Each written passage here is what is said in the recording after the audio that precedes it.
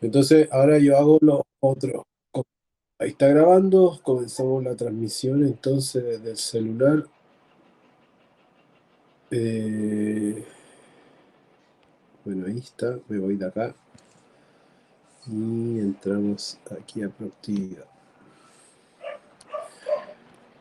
Bueno, chiquillos, me confirman, antes de partir, me confirman de que están viendo la diapositiva que dice 8 y que dice evaluación de cuartos anteriores, superiores o inferiores.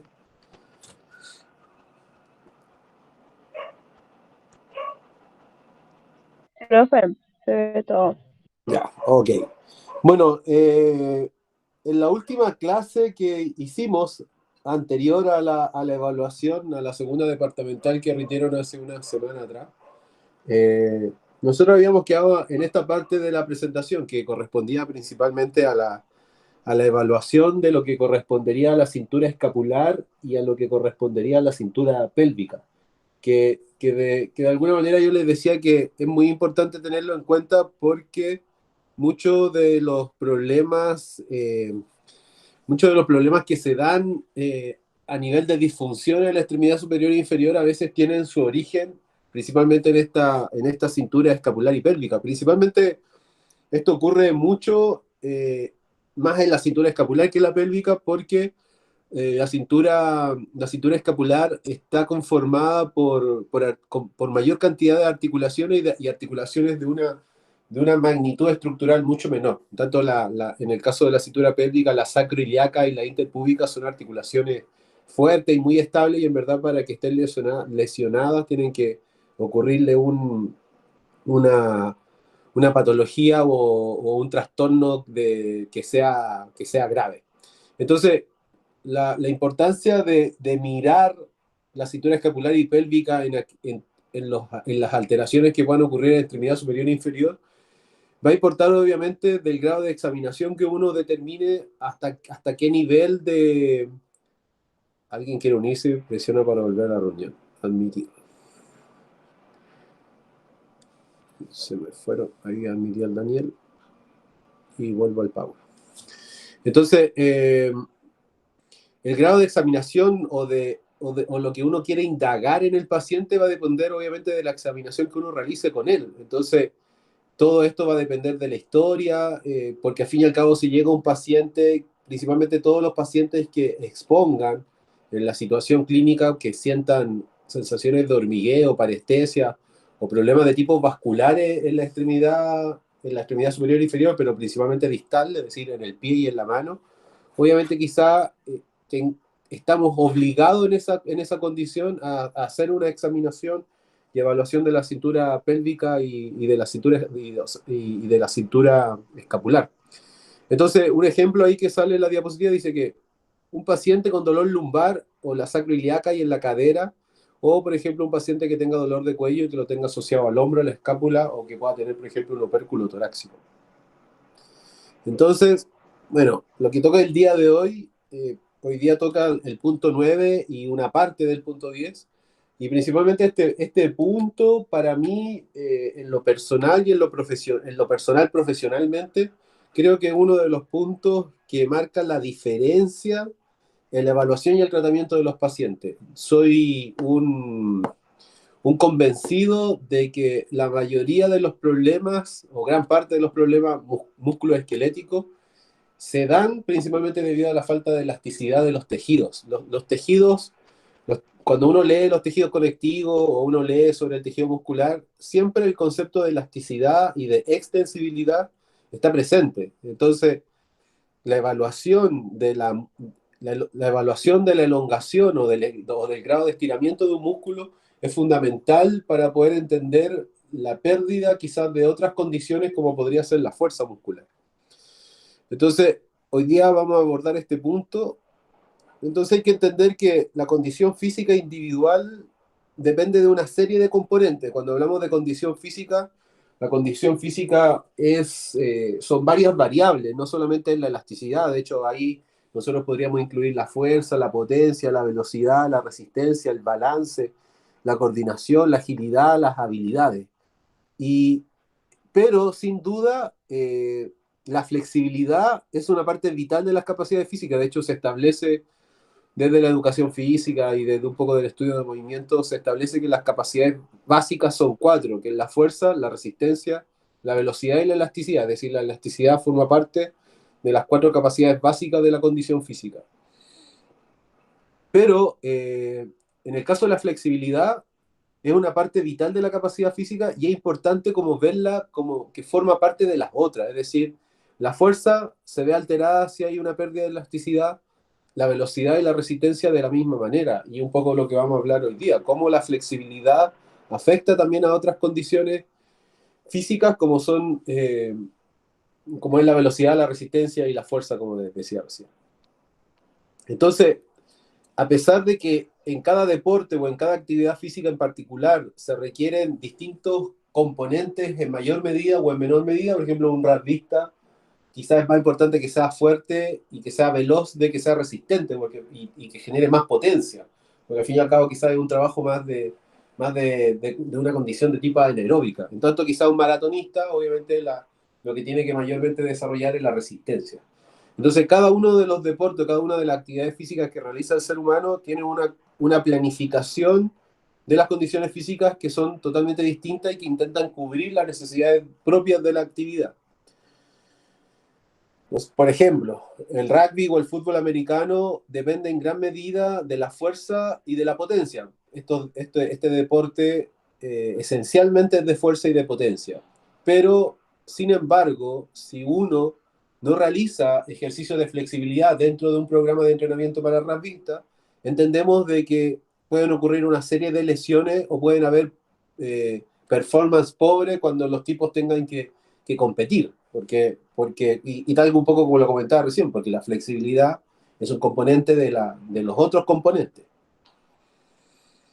Entonces, la fuerza y la flexibilidad son, por ejemplo, importantes para un gimnasta, pero si obviamente el gimnasta no estimula tampoco las otras variables, obviamente siempre va a estar en desventaja. De hecho, ese es el desafío del preparador físico, de generar una planificación de las condiciones físicas la más adecuada para el deporte y además para el sujeto. Entonces, cada individuo, eh, cada individuo va a tener características y una condición que es particular de él, eh, y por eso algunas personas pueden mirarse como muy flexible o muy fuerte, pero sería iluso pensar de que solamente esas condiciones están presentes, por ejemplo, en algunos deportistas, de manera como exclusiva. Si pensar que el gimnasta solamente tiene que entrenar fuerza y no tiene que entrenar nada más, es ridículo, en verdad. Entonces, no porque el individuo exhiba una buena flexibilidad en un segmento corporal, por ejemplo, como en el gimnasta que está ahí o el tipo que está en la foto de abajo, que está tocándose la punta de los pies, no porque el individuo tiene una buena flexibilidad al tocarse la punta de los pies, significa que tiene una flexibilidad buena completa. Eh, Porque al fin y al cabo la flexibilidad como la fuerza está dada por los requerimientos físicos que tiene la contextura de cada persona y que está basada en la estructura corporal y además está basada obviamente en la actividad que realiza. Por eso que los cuerpos después se desarrollan de manera distinta cuando hacen alguna actividad deportiva. Entonces, una de las cosas que es muy importante de tener clara, y por eso que yo creo que un punto así, a veces queremos recuperar la fuerza desde la misma generación de fuerza, pero perdemos en cuenta que quizás podemos recuperar la fuerza desde ganar elasticidad. Entonces, acá hay una tabla que al fin y al cabo es una tabla de estudios biomecánicos de la relación que hay entre la fuerza y la flexibilidad, y principalmente son experimentos, se toman muestras de músculo y esas muestras de músculo se le va generando una tensión con una carga externa, se le dejan en el fondo, se le colocan así como pesos en uno de los extremos de estos trozos musculares, y en la medida que se va aumentando la carga o va cambiando la carga, por ejemplo, no sé, partimos con 1 kilo, después 2 kilos, 3 kilos, 10 kilos, 20 kilos, y vamos viendo cómo se va comportando el músculo. Las curvas de elongación de la musculatura frente a esa carga demuestran que la fuerza va aumentando en la medida que la elasticidad se genera. Es decir, hay una relación en la medida que el músculo es más largo, es más fuerte, principalmente porque le colocan un estímulo y ven cómo es capaz de generar, frente a un estímulo eléctrico, cómo va a responder. Entonces, a través de esos experimentos se han dado cuenta de que a mayor elasticidad, más fuerza. Y la curva, de hecho, está ahí. Entonces, en condiciones estáticas, porque al fin y al cabo es una muestra de tejido que no está dentro del cuerpo, no tiene la condición más humana posible, de hecho es casi imposible de simularlo, pero en condiciones estáticas las fibras musculares más largas son las que producen fuerzas más grandes en respuesta a un estímulo estándar hasta una cierta longitud, porque no es que el músculo va a ser ultra estirado y va a seguir generando fuerza, tiene un punto en que después de cierta elasticidad empieza a mostrar grados de daño, principalmente de rotura microfibrilar, y obviamente ahí ya empieza a perder la fuerza. De hecho, la gente que está desgarrada o la gente que tiene una distensión muscular, una de la evidencia más clara de ese tipo de patología o de daño está evidenciada por la pérdida de fuerza. Entonces, la acción muscular también depende de la carga externa.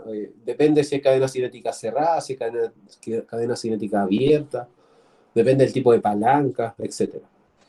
Entonces hay que tener en cuenta, sin embargo, que esta caída que se observa típicamente en valores de longitud de fibra que están fuera de la gama anatómica típica, es decir, eh, acá de alguna manera se ha estado estudiando la fibra así, la tipo común humana, que es como la tipo 2A, ¿ya? Porque la 1 y la 2B son totalmente distintas, entonces se intenta colocar algo así como intermedio, porque después cada fibra tiene comportamientos distintos. Entonces, es un poco dejado en claro de que la falta de flexibilidad muscular no solamente va a afectar a la amplitud del movimiento y a la flexibilidad en sí, sino que además va a afectar a los otros componentes como son la fuerza, la velocidad y la resistencia. Entonces, si nosotros tenemos músculos que están tensos y que están rígidos, ellos van a limitar el rango normal de movimiento. Yo creo que eso es una cosa que uno lo ve con mucha claridad.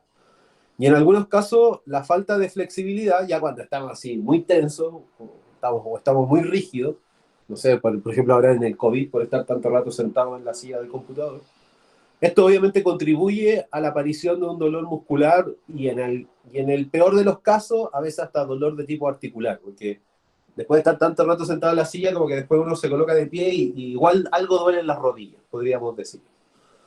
Entonces, en el extremo, la falta de flexibilidad podría, de hecho, significar la pérdida del rango. A veces cuando el paciente, por ejemplo, tiene un hombro congelado y tiene toda la musculatura periarticular del hombro contraída y en espasmo, pierde el rango casi completo de movimiento, principalmente de elevación del hombro, en flexión y en ABD frontal.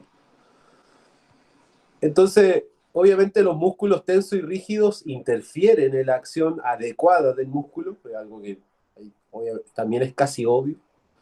Y si los músculos no pueden contraerse y relajarse de manera eficiente, porque de hecho el músculo se tiene que contraer de manera eficiente, pero además debe ser capaz de relajarse eficientemente. El músculo pasa por estos estados donde él se contrae, donde genera fuerza, pero también donde se relaja y donde se recupera, porque al fin y al cabo es un tejido que está vivo y que le llega sangre, le llega oxígeno, CO2 y un poco ahí, eso lo explica todo lo que corresponde un poco a la fisiología muscular.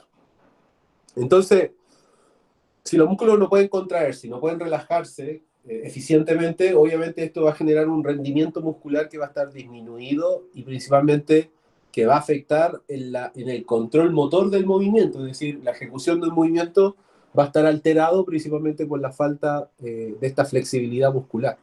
Entonces, los músculos que son cortos y los músculos que están tensos también causan una pérdida dramática de fuerza y de poder durante la actividad física o de potencia durante la actividad física. Se lo decía, no solamente afecta a la flexibilidad, sino que este componente básico de la condición física también va a afectar a los otros componentes de la actividad física.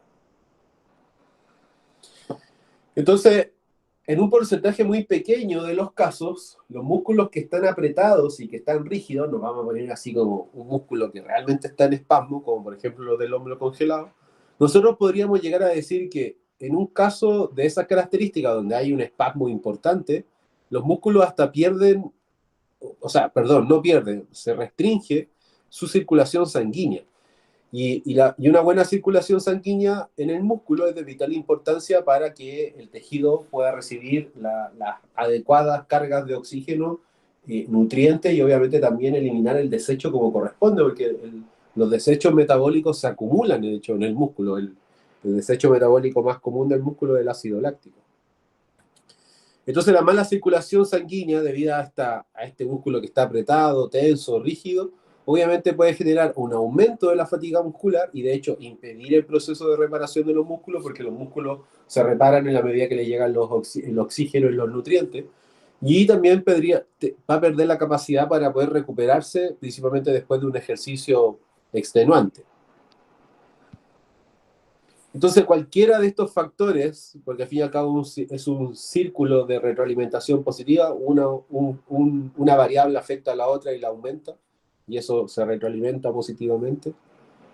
Pero si la suma de estas variables están ahí presentes, el paquete que se va a incluir principalmente va a ser malestar muscular, pérdida del rendimiento en la ejecución de algún acto motriz, un mayor riesgo de lesión y la probabilidad de presentar algunas lesiones de tipo repetitivas o repetidas. Y no solamente estamos hablando de una lesión seria, como es el caso de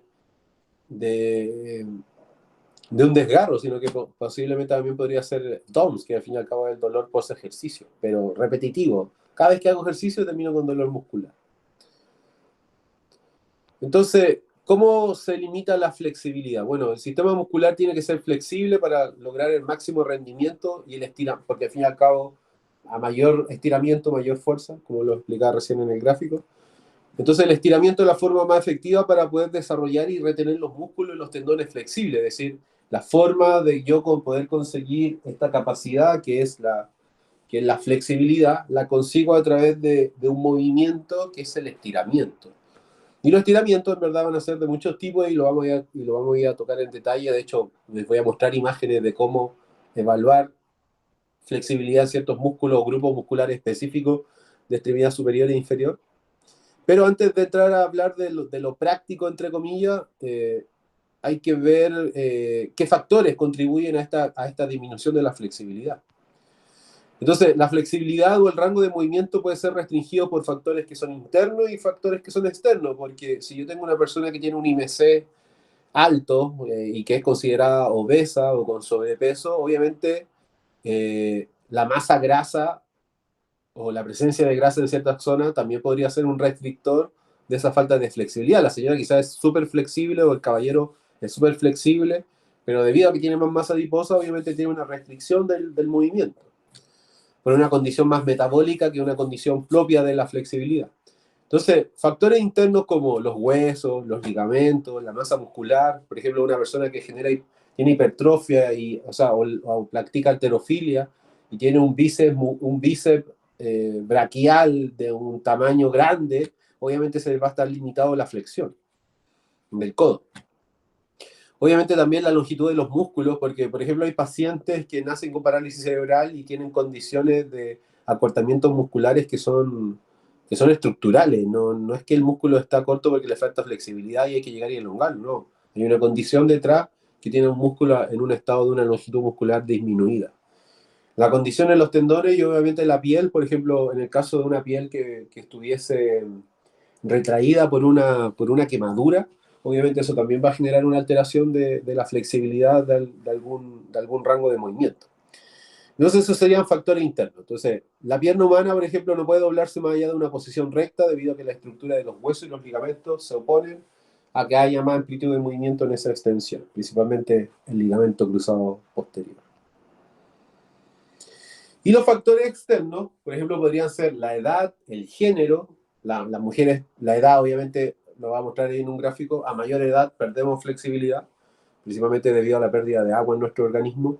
Las mujeres tienden a ser más flexibles que los hombres, principalmente por el hecho de que ellas tienen una cantidad de elastina en las fibras de colágeno mayor que el hombre, principalmente eso se debe a que van a vivir el proceso de parto. La temperatura corporal también podría, o sea, la temperatura ambiental también podría ser un factor de flexibilidad. Cuando hace calor somos más flexibles que cuando hace frío. Restricciones de la vestimenta, no es lo mismo hacer yoga con un buzo o hacerlo con un jeans pitillo, ¿no? Totalmente distinto. Y obviamente una lesión o una disfunción, por ejemplo, una alteración del movimiento en la rodilla o en cualquier cuerpo, o en cualquier parte del cuerpo, obviamente eso también va a generar una restricción de esta flexibilidad y de esta elongación. Bueno, acá hay un estudio que se hizo, no sale el año, pero se hizo en una clínica de Estados Unidos, no, de México, Clinimex, de México, y se evaluó la flexibilidad. Es un estudio grande porque se midió la flexibilidad de distintos grupos etarios y se dieron cuenta que en la medida que nosotros aumentábamos la edad cronológica, nosotros perdíamos flexibilidad. Es decir, los niños tienen un rango de flexibilidad mucho mayor que los adultos, eh, medido principalmente en movimientos globales del cuerpo.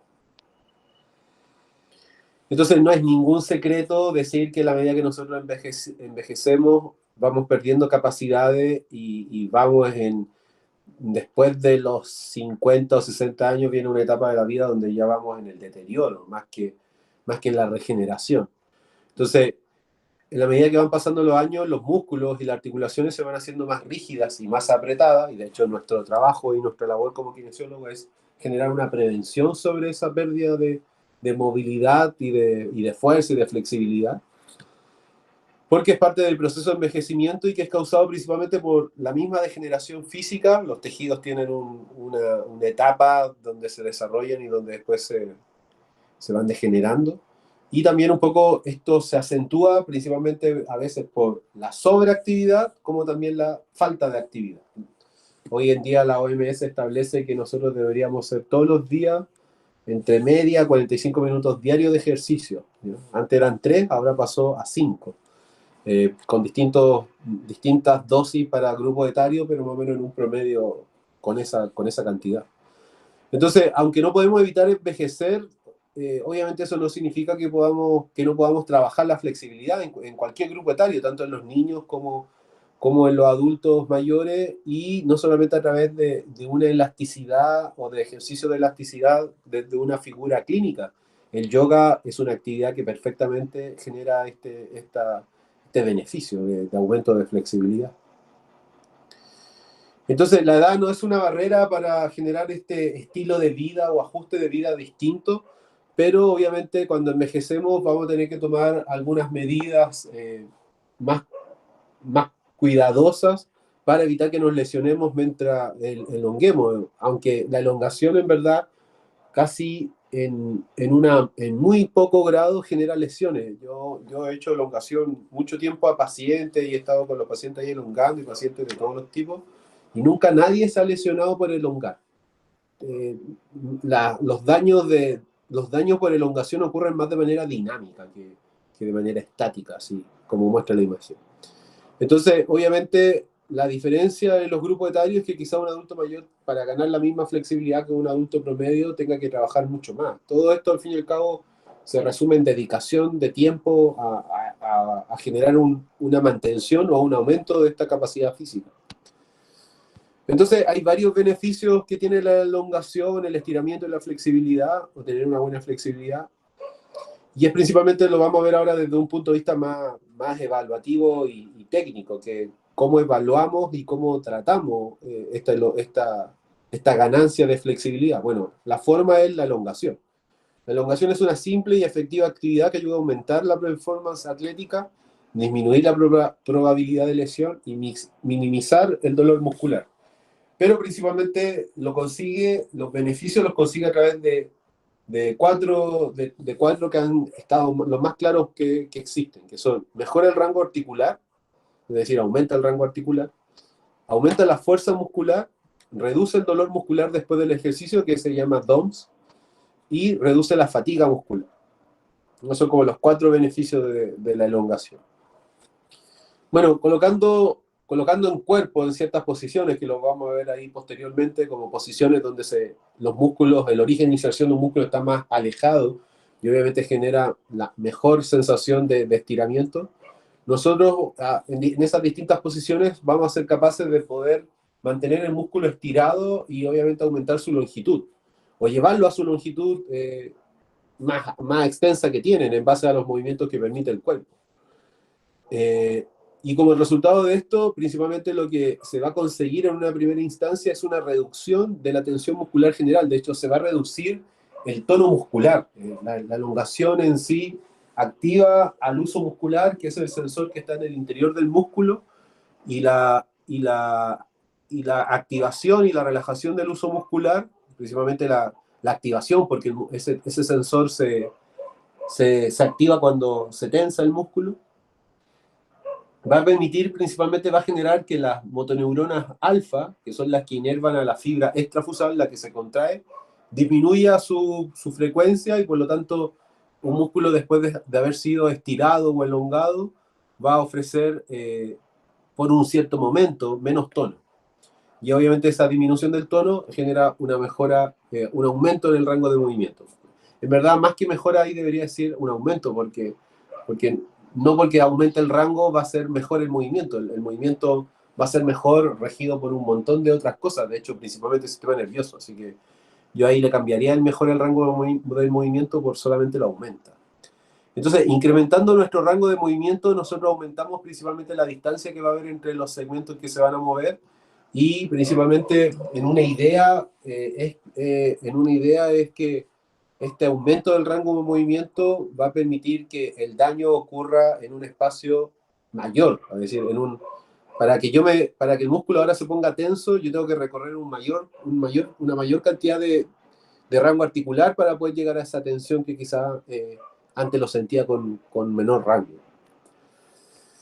Entonces, como mejora el rango de movimiento, los músculos y los tendones, por ejemplo, cuando nosotros pateamos un balón, vamos a patear un balón, como la chica muestra en la imagen, obviamente nosotros al patear el balón deberíamos sentir la tensión de lo que es la cadena posterior de la extremidad inferior, es decir, isquiotibiales y principalmente trisexural, pero principalmente los isquiotibiales, porque los isquiotibiales son los que deberían estar ejerciendo tensión por la flexión de la cadera.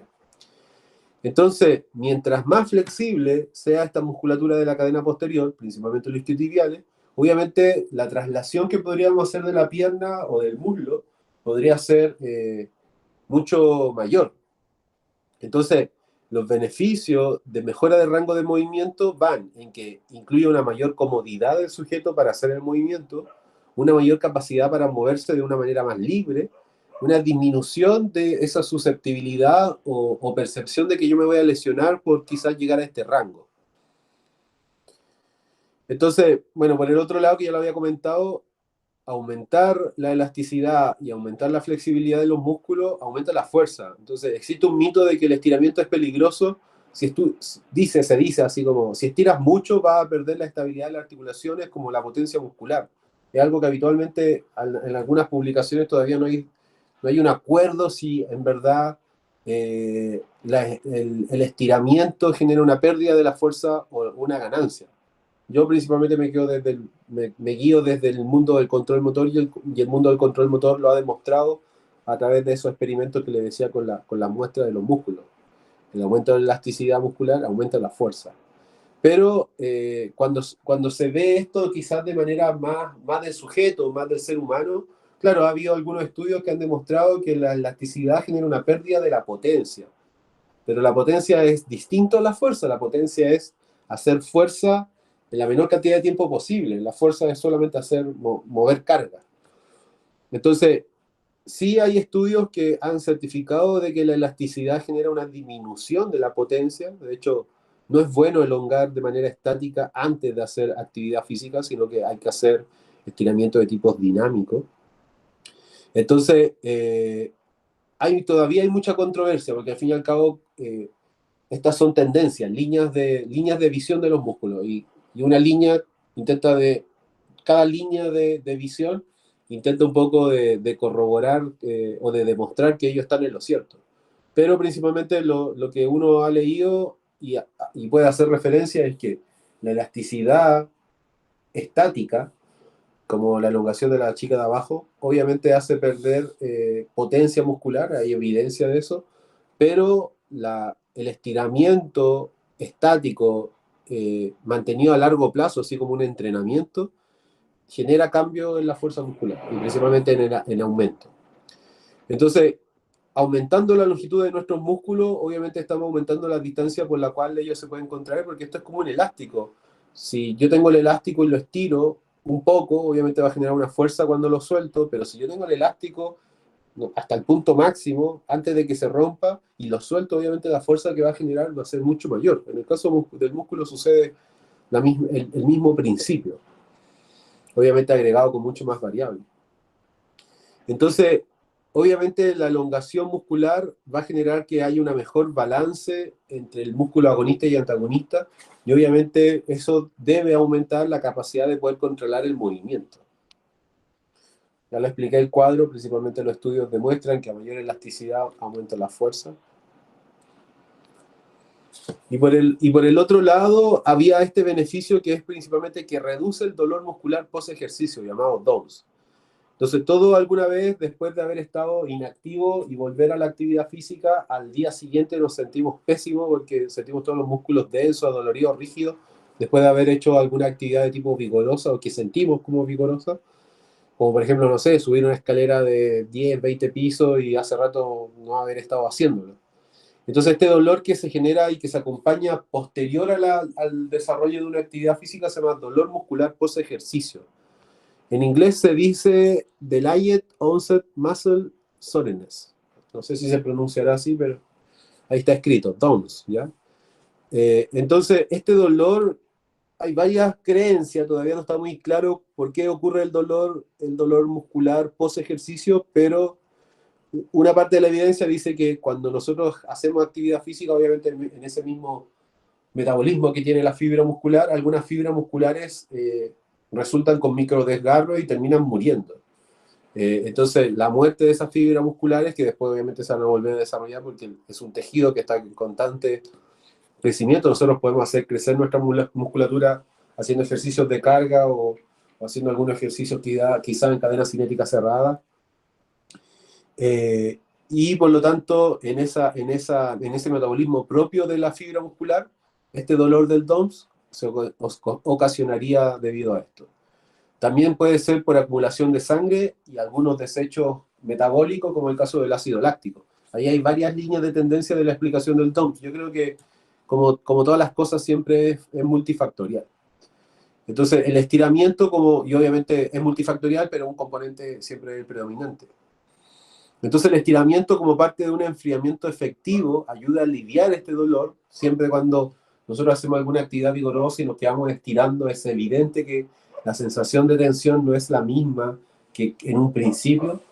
Hace unos días atrás yo fui a jugar a la pelota y me venía poco menos cojeando después del partido y lo único que aliviaba esa sensación de dolor muscular al fin y al cabo era estirar y un poco quizás de hielo. Y principalmente el estiramiento de alguna manera aumenta la circulación sanguínea, genera un estímulo para los vasos sanguíneos también, y principalmente ese estímulo que generan los vasos sanguíneos obviamente genera que la circulación sanguínea sea mucho mejor, esta entrega del oxígeno y esta recepción de lo que son los desechos.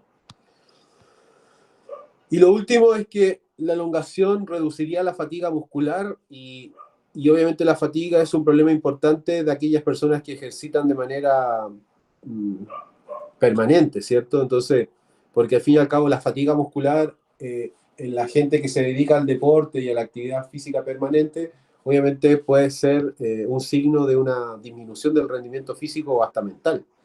Entonces el aumento de la flexibilidad a través de los estiramientos podría prevenir los fenómenos de fatiga un poco en relación al mismo ejemplo relacionado con la circulación sanguínea y también un poco con la adaptación del sujeto a la carga y al ejercicio. Entonces, por un lado, por ejemplo, si los músculos opuestos son más flexibles, si yo tengo un músculo antagonista del movimiento más flexible, quizá el músculo agonista debe generar menos trabajo porque el músculo antagonista le está ofreciendo menos resistencia. En la chica que recién golpeaba la pelota de fútbol, lo podríamos ver así. Voy a devolver atrás. En esta chica lo podríamos ver así. Quizás la contracción del cuádriceps, la fatiga del cuádriceps, no se debe a una condición propia del cuádriceps, sino que se sería una condición de falta de estiramiento del isquiotibial. Entonces, el cuádriceps llega a fatiga, no porque está mal entrenado, sino porque el isquiotibial está tan tenso que él tiene que hacer más trabajo. Entonces, es una mirada. Entonces, los beneficios adicionales de la elongación podríamos agregar: mejora la postura, desarrolla la conciencia del cuerpo, mejora la coordinación, promueve la circulación sanguínea, incrementa la energía y mejora la relajación y el alivio del estrés. Elongar, sin duda, genera una liberación del estrés y un estímulo para el sistema parasimpático. Entonces, como les decía recién, los estiramientos pueden ser de varios tipos. Nosotros podríamos estirar solamente moviendo el segmento articular, como por ejemplo pasar una pierna por encima de un banco. Y existen reglas y técnicas que van a maximizar sus beneficios y por el otro lado pueden disminuir su riesgo de lesiones. Entonces, como al igual hay muchas formas de entrenar fuerza, también hay muchas formas de estirar. Pero más allá de que una sea mejor que otra, podamos decir que una es mejor que otra, en verdad depende de las necesidades a la cual tú vas a necesitar esa elongación y cuál es el objetivo de elongar de esa manera, ¿ya? Entonces, cada una de las formas que existen de estirarse y de elongar tiene sus propias ventajas y desventajas en base a los requerimientos de cada sujeto, pero obviamente la clave está en sacarle mayor partido al estiramiento apropiado en base a esos requerimientos de cada uno. Entonces, por ejemplo, la facilitación neuromuscular propioceptiva, que es una técnica de neurorehabilitación que obviamente agrega el estiramiento como parte del proceso, o el estiramiento pasivo, son geniales para mejoras de la flexibilidad permanente. Es decir, si yo quiero en verdad mejorar mi elasticidad de manera permanente, lo mejor sería FNP y estiramiento pasivo.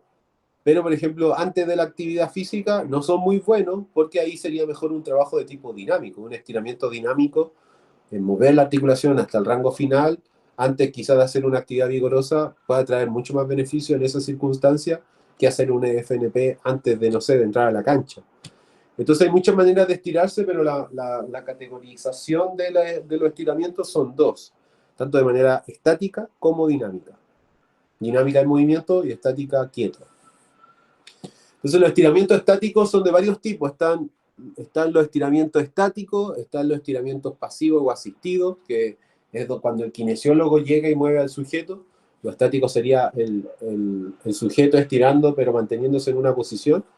Estarían los estiramientos activos, que sería el sujeto un poco haciéndose el stretching.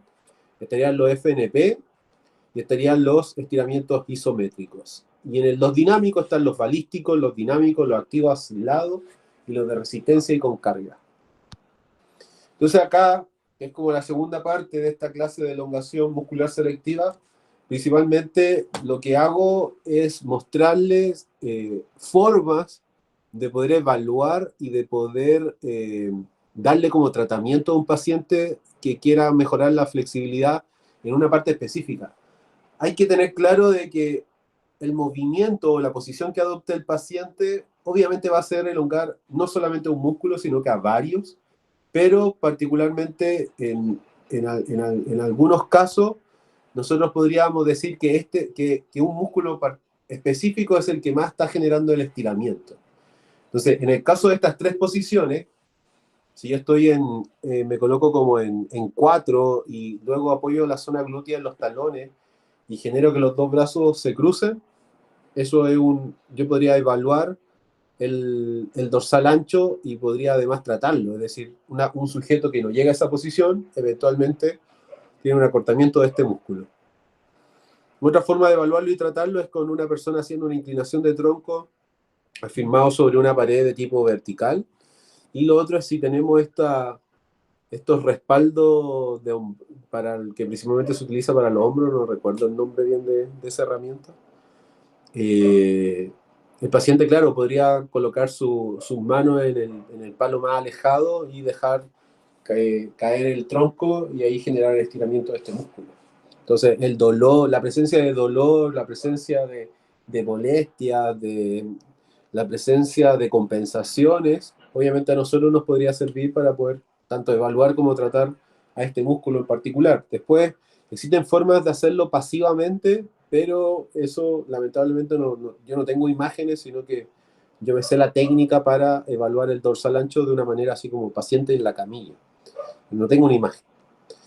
Bueno, acá en este caso podríamos evaluar y tratar principalmente nuevamente el dorsal ancho, pero incluyendo los músculos ulnarizadores, que son los músculos que hacen ulnarización y que están en el borde medial del antebrazo. Bueno, en esta imagen principalmente demuestra la elasticidad y la flexibilidad que puede tener el pectoral mayor. En este caso, todas las fibras, es decir, las dos posiciones, las dos formas, serviría para evaluar todas las fibras musculares o las tres porciones del pectoral mayor, la porción superior, media e inferior. Luego, bueno, acá ya es más aislado. En este caso, el sujeto coloca la mano en rotación externa, la mano lo ubica en una pared que le pueda ofrecer resistencia y genera una rotación al lado contrario de donde está apoyado. Entonces, si el brazo lo tiene en una BD de 30 grados, eso es principalmente para evaluar y tratar las fibras superiores del pectoral mayor. Si coloca el brazo en una BD de 90 grados, ahí estaría evaluando y tratando las fibras medias del pectoral mayor o la porción media del pectoral mayor. Y si colocamos el brazo en un ángulo de unos 145 grados, y obviamente también generamos esa rotación del tronco, nosotros ahí estaríamos evaluando y tratando las fibras inferiores del pectoral mayor. En el caso del pectoral mayor, porque no se alcanza a ver muy bien en la imagen del chico, de mi paciente, la diferencia principal radica en la rotación interna del brazo. El pectoral mayor es en rotación externa, es decir, la palma hace contacto con la resistencia. Y en el caso del pectoral menor, no es la palma, sino que es el dorso de la mano el que hace contacto con la resistencia. La extremidad superior está en este caso en rotación interna, como muy bien muestra la imagen del dibujo.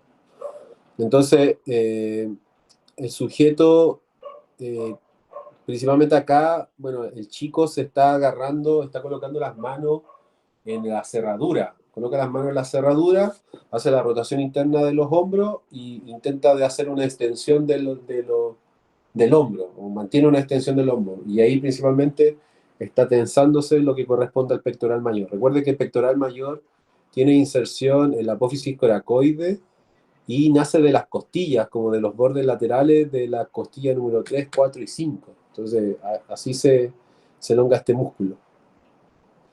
Bueno, esta imagen principalmente corresponde al deltoides posterior, a la porción posterior del deltoides. La diferencia está en que cuando uno lo puede hacer con el codo extendido o con el codo flectado, y en el codo flectado la amplitud de rango de retropulsión del hombro es mucho mayor. Entonces, esa es una diferencia. Quizá la del dibujo sería como una etapa inicial y la imagen del chico es una imagen ya más avanzada de la elongación. La forma de elongar el deltoide anterior es como muestra la imagen. El paciente debería ser capaz de poder agarrarse la mano por detrás del tórax y generarse una cierta tracción hacia el lado contrario hacia el lado de la misma mano que está empujando. Y en este caso, para aumentar la tensión a nivel del deltoide anterior, se puede realizar una inclinación contralateral del deltoides con la cabeza, una inclinación contralateral de la cabeza del músculo deltoides que estoy elongando. Si yo coloco la mano en esa posición como la tiene la chica y luego hago una antepulsión, es decir, pero la antepulsión la realizo desde una fuerza que empujo tracciones desde el codo, principalmente lo que se está evaluando y tratando ahí es el supraespinoso.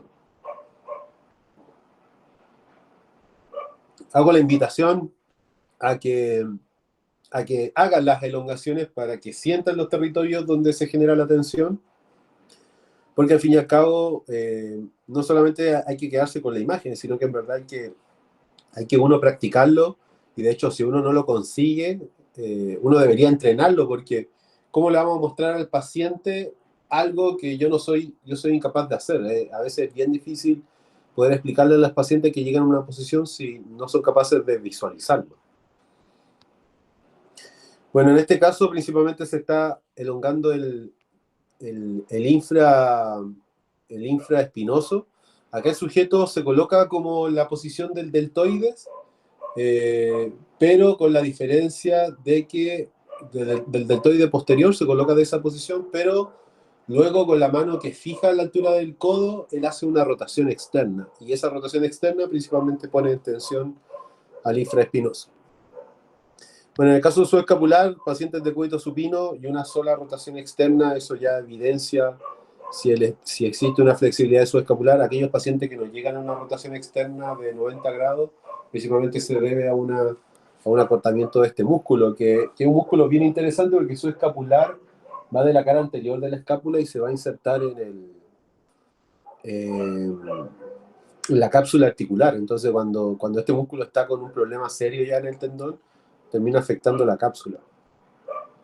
Bueno, esto sería como algo ya así más integral, si nosotros quisiéramos ver ya, y en un sujeto obviamente con una capacidad física de elasticidad mayor, pero en aquellas personas que, si nosotros queremos en verdad un grado de flexibilidad alto a nivel de la extremidad superior, un paciente debería ser capaz de poder contactar con sus manos en la parte posterior del tórax.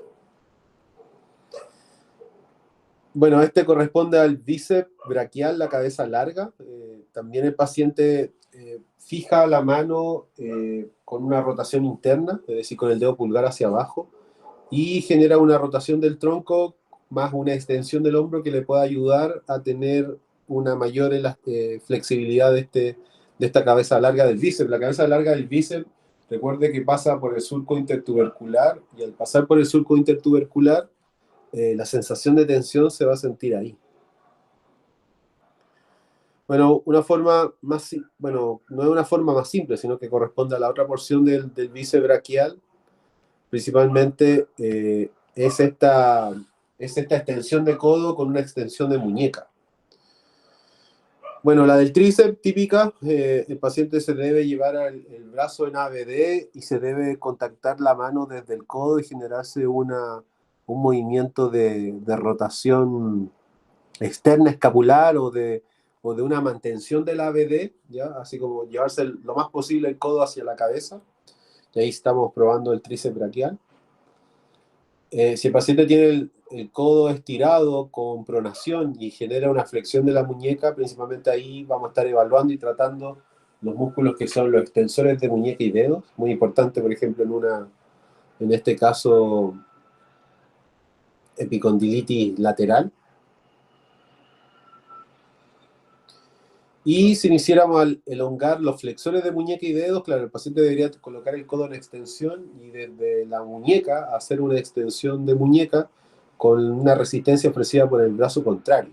Ahí estamos elongando principalmente la musculatura anterior y flexora de muñeca y dedos. Y en lo que corresponde a la extremidad inferior, bueno, esta posición quizás la han visto, principalmente es una elongación que corresponde al psoas ilíaco. El psoas ilíaco de la pierna que está ubicada hacia posterior. La pierna hacia posterior está en una extensión de cadera y la cadera que está apoyada con el pie está en una flexión. Entonces, el psoas ilíaco que estamos evaluando, elongando, es principalmente el que tiene la pierna hacia posterior, en extensión de cadera.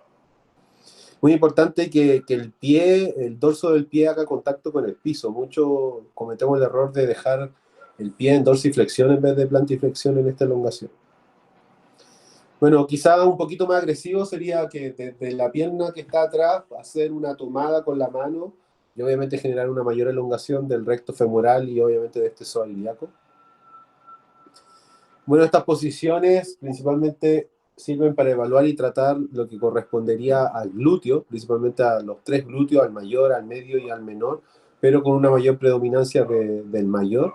Se le pide al paciente que cruce la pierna por encima de la otra pierna estando sentado y luego se tome la pierna y la rodee la porción que está disponible de la rodilla y se la lleva al pecho. Y obviamente ahí se va a sentir una sensación de tensión en la cara lateral del glúteo. Eso mismo se puede conseguir de esta manera también con una torsión de la columna vertebral, pero además de estar elongando los glúteos, acá hay una elongación de los oblicuos, principalmente del oblicuo externo, en este caso del lado contralateral a la rotación. El chico está rotando hacia la derecha con la pierna izquierda y el oblicuo que se está tensando es el oblicuo del lado izquierdo. Bueno, esta elongación es muy importante, que corresponde a la del piramidal. El sujeto se toma una pierna, bueno, se cruza la pierna primero por encima, se coloca así como en una posición de en cuatro. Luego, con la pierna que está debajo de la otra, se toma la rodilla y se hace una flexión de cadera. La pierna que está en esta posición de cuatro acompaña el movimiento, y cuando llegamos a la posición final, se mantiene la posición y se intenta generar una rotación externa haciendo una presión desde la rodilla. Y principalmente la musculatura que se está elongando acá es el piramidal. Se utiliza como evaluación y tratamiento, porque cuando el piramidal está tenso, genera un síndrome llamado el síndrome piramidal, que es cuando principalmente se ve comprimido el nervio ciático por el acortamiento de este músculo. Otra forma de elongarlo es la misma posición de la rodilla, esa como con una rotación externa y una BD de cadera. Se lo solicita al paciente que lo coloque el pie en esa posición, pero arriba de la camilla, y él haga una flexión de tronco. En verdad, este estiramiento es bien agresivo, tensa mucho la musculatura piramidal. Bueno, acá la fascia lata más los oblicuos en estas posiciones de inclinación lateral del tronco. ¿Ya? Paciente que no tiene rango completo, tiene un rango distinto al del lado contralateral, podríamos pensar que esta musculatura está tensa, los oblicuos más la fascia lata. Bueno, esta posición de mariposa sirve principalmente para poder elongar los aductores. Se hace una rotación externa y una BD de las caderas, y se le pide al sujeto que se cargue hacia adelante o se cargue sobre su rodilla. Y cuando abrimos las piernas también son los aductores, la misma posición de recién, pero abriéndola, haciendo extensión de las rodillas, también permite la elongación de los aductores. Pero porciones un poquito distintas, la sensación es diferente. Esta es mucho más profunda y la otra es más superficial. Esta es más superficial y esta es más profunda. Bueno, de hecho, podríamos conseguir la misma elongación de los aductores a través de esta posición de rana, que lo plantea una terapia llamada SGA, y que ayuda mucho en verdad para los pacientes que tienen problemas de los aductores. Bueno, luego el cuádriceps, bueno, la típica elongación del cuádriceps, paciente de decúbito lateral, se toma la tibia, es súper importante de tomarse la tibia y no el pie, y genera una flexión de rodilla, y obviamente se genera la tensión del cuádriceps. La misma elongación la podríamos hacer de manera en decúbito supino si el paciente es capaz de pillarse la pierna detrás de la rodilla, como lo muestra la imagen. Y una agresiva ya sería como apoyarse en las rodillas y dejarse caer hacia atrás. Eso sería una elongación mucho más agresiva de esta musculatura del cuádriceps, y principalmente acá se está haciendo una elongación que es bilateral, los dos músculos a la vez. Bueno, tocarse la punta de los pies es común para evaluar y tratar principalmente los isquiotibiales y los gemelos, aunque en mayor predominancia es una elongación de los isquiotibiales. Lo podemos conseguir de varias formas, colocando un pie encima de algo, generando una dorsiflexión del tobillo más una extensión cuando apoyamos el pie en adelante.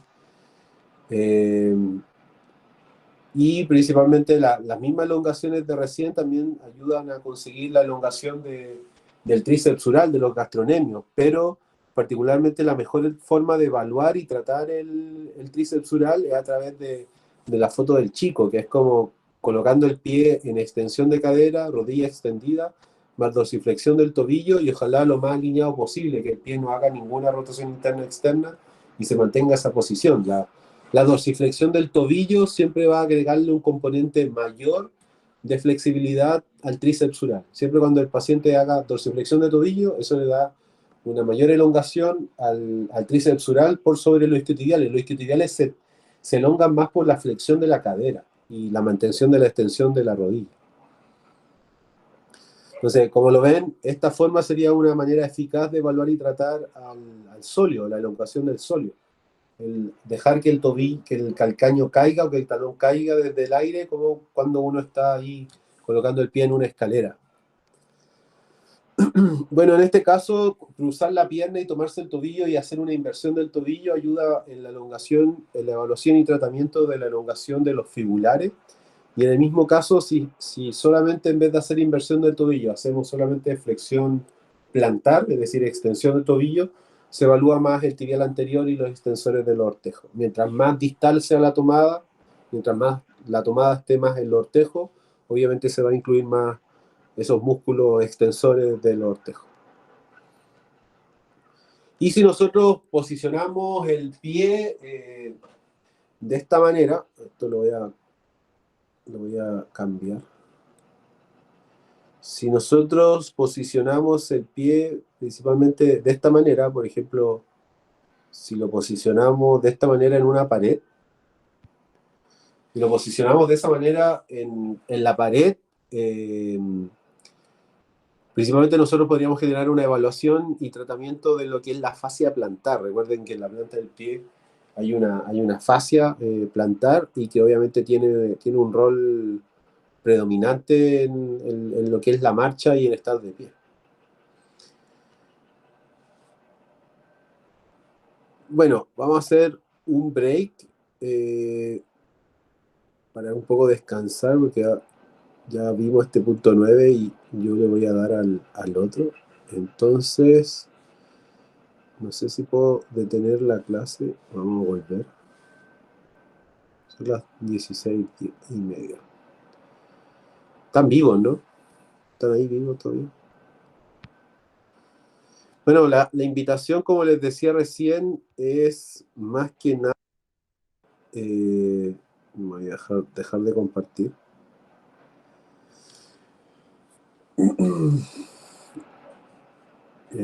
Ok. Me acabo el video. Bueno, la invitación principalmente es que esos dibujos que están ahí puestos en la presentación, ustedes lo pudiesen hacer en las casas, es decir, en la casa pescar una yoga mat o tirarse al piso y realizar estos movimientos de elongaciones. Obviamente, en un principio de la presentación, la primera parte radica principalmente como en qué significa elongar, cuáles son los tipos de elongación, cuáles son los beneficios, cuáles son las características de la elongación, pero en la segunda instancia la más importante, la que de alguna manera muestra en qué posiciones yo puedo colocar a un sujeto para evaluar la elongación de ese músculo específico.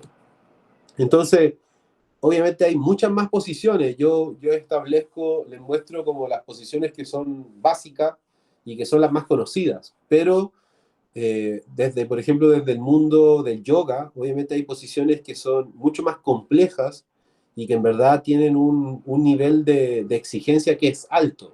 Acá estamos pensando en lo que debería ser capaz de hacer una persona normal, común y corriente, y lo que debería ser capaz de hacer quizás en algunos casos un deportista, como la del cuádriceps, que le mostraba que el sujeto se apoya en la rodilla y se tira hacia atrás. Pero hay posiciones que son mucho más difíciles de llegar y quizás hay que tenerlas en cuenta cuando la exigencia de la elasticidad que nos pide el sujeto o la persona es mucho mayor. Alguna vez a mí me ha tocado atender a alguna bailarina de ballet y obviamente la bailarina del ballet, tú le haces la elongación del isquiotibial que se toque la punta de los pies y no le significa absolutamente nada porque tienen un grado de elasticidad mucho mayor. Entonces, la invitación, por eso, insisto, es que vean bueno, yo les voy a compartir el Power hoy día en la noche, lo más probable, va a más tardar mañana, que ya me toca agregar una foto a la fuerza muscular, que es lo que van a ver ahora. Pero, insisto, la invitación es que puedan como practicar y hacer las posiciones porque aquellas que no consigan son principalmente de aquellos músculos que están restringidos en la flexibilidad. Entonces, vamos a ir con la segunda parte de la clase que corresponde a evaluación de fuerza muscular. Y en esta parte vamos a hacer bueno, tiene un término la clase, porque mañana vamos a ver la otra parte de fuerza muscular, principalmente todas las formas que hay que hacer para hacer evaluación de fuerza muscular. Y hoy día más que nada les voy a mostrar cómo se realiza. Y mañana vamos a ir de lleno con las distintas formas de evaluación de fuerza muscular por cada movimiento que hay en el cuerpo. Entonces voy a volver a la presentación, porque no, si detengo la clase van a quedar dos videos, entonces mejor que quede uno solo. Aparte son las 16 y son las 16:30, son las 4:30 y podemos todavía hacer clase. Entonces le vamos a dar a lo último y los dejo libres. Volvemos al Keynote. Pero tengo que volver a presentar. Esperen. Entonces acá volvemos a presentar.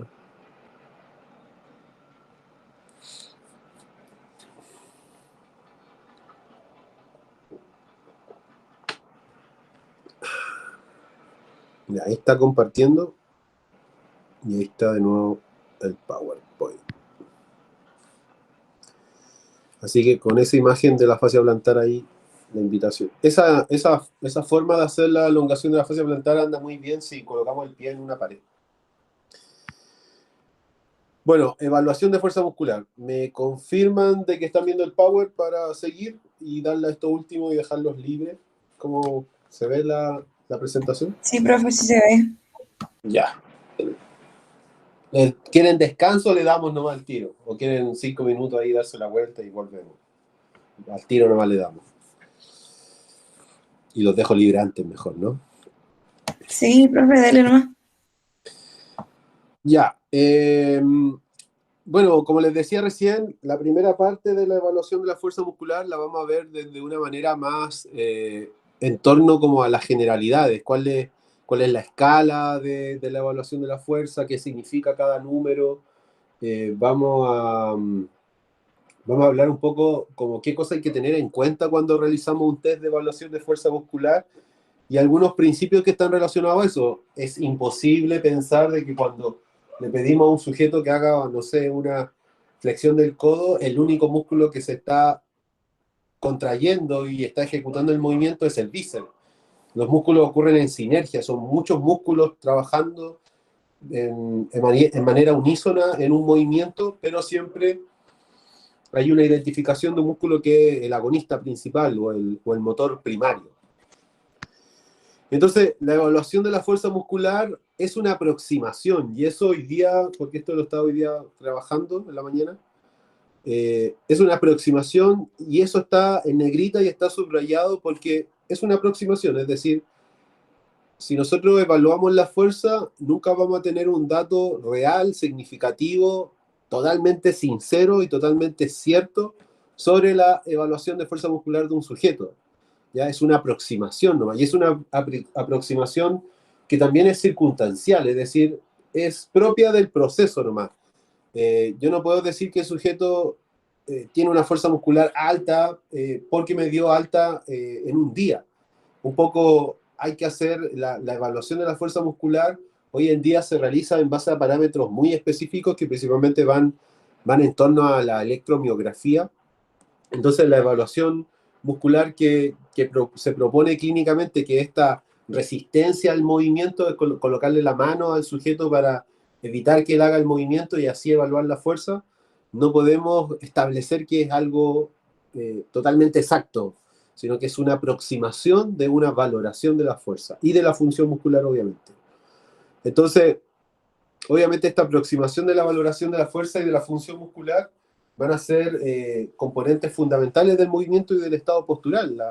Nosotros evaluamos la fuerza no solamente para evaluar el movimiento activo, sino que también evaluamos la fuerza para poder hacer una relación de esa fuerza en torno a una postura de algún segmento o en algún caso mayor de la misma columna vertebral. Entonces la exploración muscular clásica, que incluye estos métodos manuales de colocar la mano ofreciendo una carga en un segmento del cuerpo, en verdad es un trabajo que parte como del año 1920 aproximadamente. Entonces es una labor y una experiencia de muchos científicos clínicos y que ha pasado por mucho. El libro de donde yo saqué la información, que es el Daniels, es un libro que tiene 10 ediciones y ha cambiado su visión de cómo se evalúa la fuerza muscular de muchas maneras. Cuando nosotros nos enseñaban en la U hace 10 años atrás cómo evaluar la fuerza muscular, el profe estaba convencido de que estaba evaluando un músculo. Y me acuerdo muy claramente como que nos enseñaban a evaluar la fuerza muscular por músculo, no por movimiento. Y eso, por ejemplo, es uno de los cambios que hoy vemos hoy en día. La evaluación de la fuerza muscular es por movimiento, no por músculo. ¿ya? Y que algo que Daniels ahí lo deja en claro en esta última edición. Y la mayoría de los procedimientos de exploración muscular principalmente se han utilizado de manera clínica por mucho tiempo y tienen una evidencia empírica de una gran validez, es decir, principalmente Daniels, que es el autor de todo este tema de la fuerza muscular, hizo una gran serie de investigaciones que han podido corroborar que estas posiciones y estas posturas para evaluar la fuerza realmente son eficaces para poder clasificarla valorativamente, es decir, transformamos una evaluación que es cualitativa en una evaluación que se transforma en cuantitativa al colocarle un número y una clasificación. Entonces, una cosa que hay que tener en cuenta es que nosotros, o la generación nueva de kinesiólogos, va a atender más adultos mayores de lo que se atendían hace unos 30 años atrás. Y por lo tanto, a veces la visión de la evaluación de la fuerza muscular, principalmente en los adultos mayores y principalmente en los niños, debería tener una figura más de una visión funcional del movimiento. Es decir, en los adultos mayores y en los niños no deberíamos evaluar la fuerza muscular propiamente tal, así como 5 en flexión de codo, 5 en, no sé, en extensión de rodilla, sino que hacer una evaluación de la fuerza muscular más en base a una funcionalidad de los sujetos, es decir, si es capaz de colocarse la camisa, si es capaz de peinarse, si es capaz de abrocharse el zapato, si es capaz de levantarse de la cama, en esos aspectos. Entonces, estas pruebas funcionales van a ser capaces de identificar carencias en la fuerza, en el balance muscular, esta relación agonista-antagonista, en la amplitud del movimiento, y obviamente van a determinar si el rendimiento muscular es adecuado para el mantenimiento de la independencia del sujeto. Y es evidente también que un profesional capacitado que incluya estas técnicas de evaluación de fuerza muscular como parte de la evaluación del paciente y obviamente lo sepa hacer y saque la información necesaria para poder crear su diagnóstico kinésico, es un preámbulo evidente antes de un plan de tratamiento. Si yo voy a establecer un plan de tratamiento con un sujeto que tiene una lesión, es evidente que yo debo evaluar la fuerza muscular de manera previa para poder generar un tratamiento adecuado cuando comencemos. Entonces, la evaluación de la fuerza muscular debe sí o sí estar presente en la evaluación de los sujetos, principalmente de aquellos sujetos que estén más afectados en el componente muscular de estos pilares que había de evaluación. Entonces, las pruebas musculares se mantienen como uno de los instrumentos fundamentales para el fisioterapeuta o el kinesiólogo y para otros profesionales que se dedican a este tema del aparato locomotor, ortopedistas, traumatólogos, médicos. Entonces, la utilización de la exploración muscular de tipo manual, esta resistencia que le ofrecemos al tejido, es válida siempre y cuando para individuos normales y aquellos que puedan presentar problemas, apraxias o parálisis secundaria, trastornos motores. Es decir, por ejemplo, tú tuviste un daño del nervio mediano, del nervio ciático y tienes un problema de fuerza muscular. Obviamente acá se pueden hacer las pruebas de fuerzas musculares para evaluar la fuerza de ese tejido muscular afectado por un daño de motoneurona inferior. Pero si el sujeto tiene un daño de motoneurona superior, es decir, tuvo un daño en el sistema nervioso central, en la médula espinal, en el cerebro, en el cerebelo, la evaluación de la fuerza muscular no se utiliza, no es válida. Eso es súper importante. Yo he visto un montón de veces de que a los pacientes neurológicos se le hace evaluación de fuerza muscular, pero uno ve en los libros de Bobat y Daniels que dice que la evaluación de la fuerza muscular no debe hacerse de manera manual a los sujetos que tienen daño neurológico, principalmente del sistema nervioso central, porque no es válido, porque el problema no es del músculo, el problema es porque hay una pérdida de la relación entre el sistema nervioso y el músculo, o hay una interferencia de las sensaciones que siente el sujeto. Hay una alteración del tono muscular. ¿Ya? Entonces ahí no se utiliza la evaluación de la fuerza en ese caso. Ahí de hecho se evalúa el tono muscular y el tono muscular se evalúa a través de una escala llamada escala de Ashworth, no la escala de Daniels. Entonces, a pesar de ello, la evaluación de la función muscular de los pacientes con estas técnicas manuales son muy diferentes. Y en verdad hoy en día la evaluación de la fuerza muscular está utilizando tecnología que todavía sigue siendo costosa, pero que yo creo que de acá al 2030 van a ser los métodos rutinarios de utilización para poder llegar a una evaluación mucho más específica y detallada de la condición del paciente, principalmente de los pacientes que tengan daño neurológico, ¿ya? Entonces, la electromiografía es una herramienta que quizás los kinesiólogos después la vamos a estar utilizando como un medidor de la activación muscular, porque al fin y al cabo a nosotros en verdad los kinesiólogos no nos importa tanto la fuerza, nos importa más si el músculo se está activando o no. Entonces, Daniels, obviamente, lo ve en la evaluación de la fuerza muscular desde un punto de vista más clínico, se centra en las técnicas manuales. Su esquema se basa en que los movimientos de las articulaciones, como por ejemplo la flexión de la cadera, no lo haría un músculo individual, sino que lo haría un grupo de músculos, pero con un protagonismo mayor de uno. Entonces, el motivo de... ¿Por qué? Porque si nosotros estudiamos un movimiento, debemos tener en claro que el movimiento no lo ejecuta un solo músculo, lo ejecutan un grupo de músculos, unos son agonistas primarios, otros agonistas secundarios, están los sinergistas, pero siempre hay un rol protagónico de único, hay un motor, hay un músculo motor principal. Entonces, en muy pocas ocasiones un músculo motor principal es el único que activa y mueve y genera la palanca para que ocurra el movimiento. Eso en verdad, los estudios de electromiografía han dejado en claro de que eso nosotros no activamos un solo músculo, sino que activamos un grupo de músculos. Y ese grupo de músculos lo activamos en base a una representación motora que tenemos específicamente en el lóbulo frontal del cerebro, en el área 4 de Brodmann.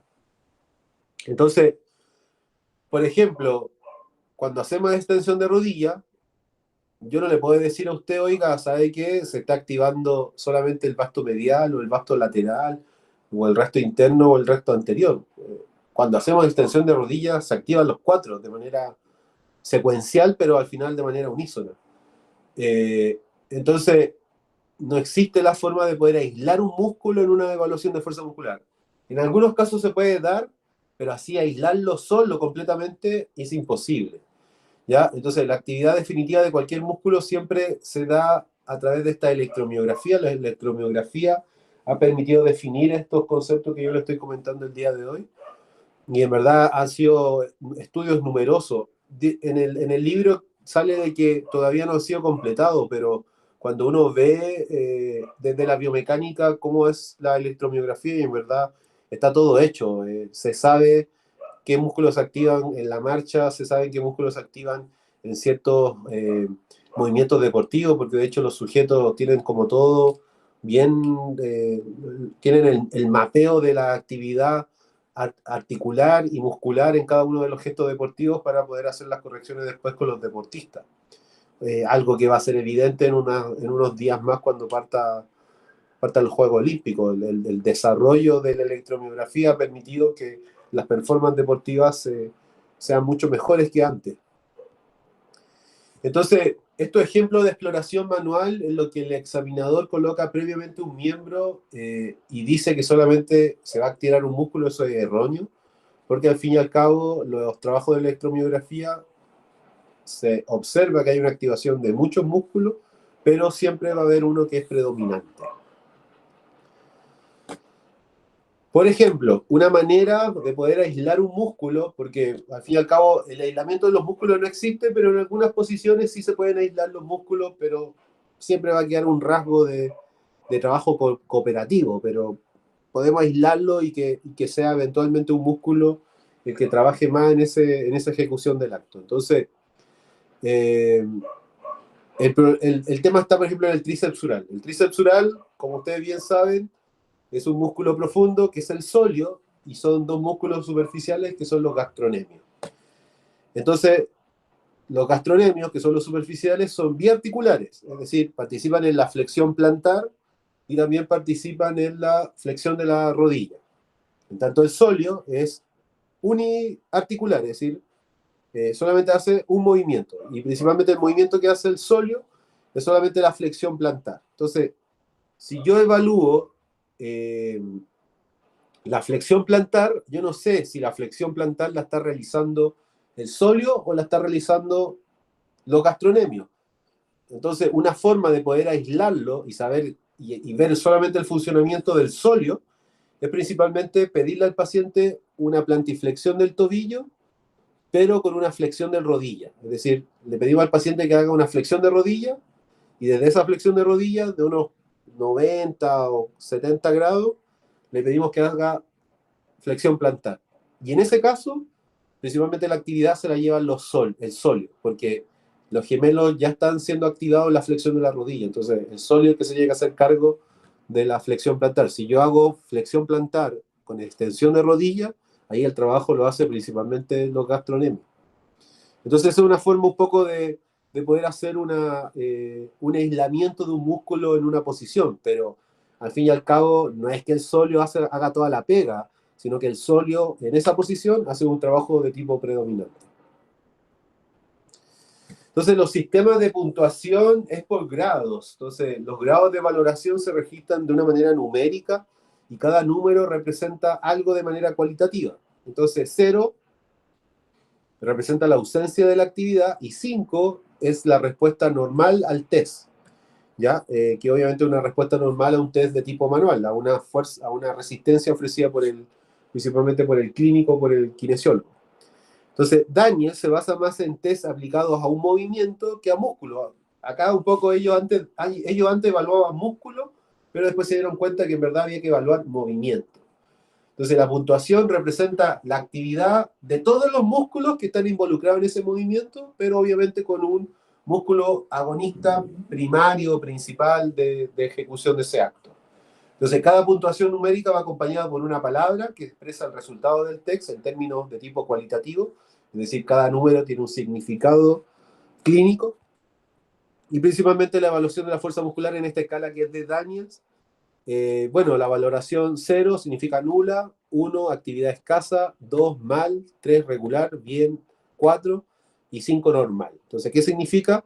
Bueno, una valoración 0 o nula significa que hay una ausencia de la contracción o respuesta muscular, y una valoración 5 es el movimiento completo contra la gravedad y contra una resistencia máxima ofrecida por el terapeuta.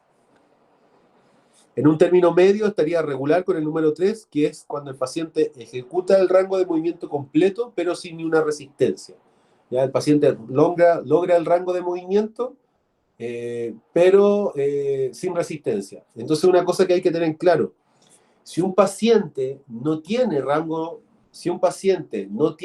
completo de movimiento, ya es 2. ¿Ya? Eso es súper importante tener en cuenta. Si yo estoy evaluando a alguien, yo sé que 0 es ausencia de contracción o respuesta muscular. Por el otro lado, sé que 5 es rango completo de movimiento más una resistencia máxima, una contrarresistencia máxima. Sé que 3 es movimiento completo que vence la gravedad sin resistencia. Si un paciente no tiene rango completo de movimiento activo, ya parte de 2. Y después ahí habría que decidir si es 2, 1 y 0. Eso es un buen dato de tener en cuenta. Bueno, 1 es contracción sin movimiento, solamente palpable. 4 es movimiento completo contra la gravedad y contra una resistencia parcial. Así que esa es la valoración de la fuerza según la escala de Daniel. Se utiliza, por ejemplo, si yo tengo la duda si esto es un 2 o un 3, se pueden utilizar cruces. Es decir, yo puedo decir 2 más 2 cruces o 3 más 1 cruz. O, por ejemplo, sería así: 2, 1 cruz, 2, 2 cruces, 2, 3 cruces. Y después vendría 3 solo, 3 con 1 cruz, 3 con 2 cruces y 3 con 3 cruces. Entonces, 2 con 3 cruces es menor que 3 solo. Claro, a nivel de abajo quizás no se utiliza mucho, pero por ejemplo en un paciente que yo tengo la duda si me resistió la carga máxima o fue una carga parcial, yo a ese paciente no le coloco ni 5 y no le coloco 4, entonces le coloco un 4 con 3 cruces. Entonces significa que el paciente no tiene la fuerza máxima, pero está a punto de cumplirla, y tampoco es catalogado como 4, porque 4 sin cruces sería así: yo le coloco una carga leve y obviamente él mueve el segmento. Entonces, la forma de cómo se evalúa la fuerza muscular es de tres tipos. Hay tres maneras de evaluar la fuerza muscular. Una, que es el más común, se llama el test de ruptura. El test de ruptura es colocar la extremidad en una posición y luego el terapeuta hace un quiebre, una ruptura de esa posición. Por ejemplo, en la imagen el sujeto está en una flexión de codo y el terapeuta lleva el antebrazo hacia una extensión del codo. Entonces ahí se está evaluando la fuerza, en este caso, del grupo muscular de flexión de codo, principalmente el bíceps. Entonces, el término resistencia, en lo que sigue de la presentación, se va a utilizar para expresar la fuerza que genera el terapeuta y que es opuesta al movimiento del músculo. Entonces, por ejemplo, la resistencia manual siempre se va a aplicar en la línea de fuerza. Siempre la carga del kinesiólogo y el posicionamiento de la carga tiene que ir en la línea de donde el músculo se va a contraer, donde el músculo se va a generar su línea de acción. Entonces, cuando se alcanza el límite del movimiento posible, recuerden que antes de evaluar la fuerza muscular, yo ya evalué en el punto anterior el movimiento activo. Entonces, yo ya más o menos vengo con una idea clara. En este punto de la evaluación, yo ya tengo una idea clara si es que el paciente va a ser evaluado desde 2 hacia abajo o de 2 hacia arriba. ¿Ya? Si tiene movimiento, lo evaluaré de 2 hacia arriba. Si le falta movimiento activo, lo evaluaré de 2 hacia abajo. Entonces, primero le pido al paciente que haga el movimiento activo, pero si está completo o incompleto, y luego al paciente le digo que mantenga una posición y le genero esta ruptura del movimiento y ahí evalúa su fuerza. Entonces, un ejemplo, un sujeto sentado se le pide que flexione el codo hasta su límite máximo. Cuando alcanza la posición, el examinador aplica una resistencia en la muñeca para intentar de romper la posición del codo, ¿ya? Entonces, este test se denomina ruptura porque al fin y al cabo está rompiendo la posición. Pero sí hay que tener claro que, claro, yo podría romper la posición desde un rango de movimiento pequeño o un movimiento grande, y principalmente lo que ahí va a cambiar es el torque que va a ocurrir en la articulación, es decir, el posicionamiento de la fuerza cambia según el grado articular. Así que no es lo mismo hacer un test de ruptura con el codo totalmente flexionado a hacer un test de ruptura con una flexión quizás de 20. ¿Ya? Entonces, obviamente son factores que los vamos a ver ahí más adelante, que generan que la evaluación de la fuerza muscular haya que tomar en cuenta varias variables más allá de solamente hacer el test. Un método alternativo del test de ruptura sería como, en vez de tener el codo en una posición, por ejemplo, de flexión completa, sería colocar el codo en una extensión completa. Entonces, como método alternativo, el examinador puede optar por colocar el grupo muscular en el grado de estiramiento máximo y desde esa posición de estiramiento máximo pedirle al paciente que haga la generación de fuerza. Este procedimiento no se utiliza a menudo, porque en verdad para poder ejecutarlo de una manera correcta, el evaluador debe tener experiencia y en verdad se corre mucho riesgo de colocar la posición inestable. Entonces, para poder hacerlo hay que asegurar mucho la postura y la estabilidad de la articulación en la ejecución.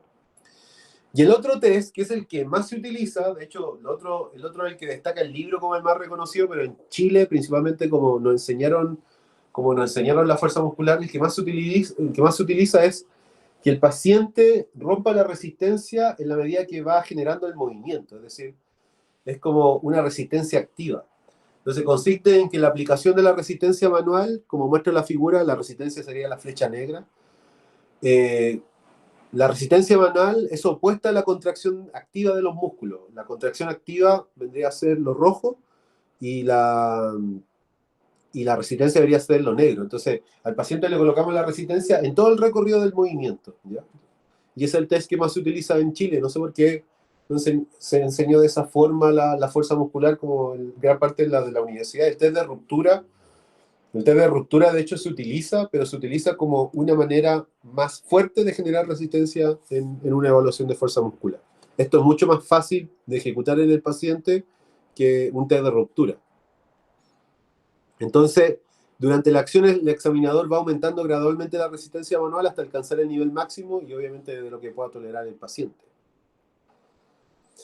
Entonces, este tipo de exploración manual requiere bastante destreza y experiencia para poder llevarla a cabo y obviamente no puede quedar, yo creo que por ejemplo, la evaluación de la elongación, la evaluación de la De la flexibilidad, claro, ustedes pueden probar las posiciones, se las aprenden y después se la piden al sujeto a ver si llega o no.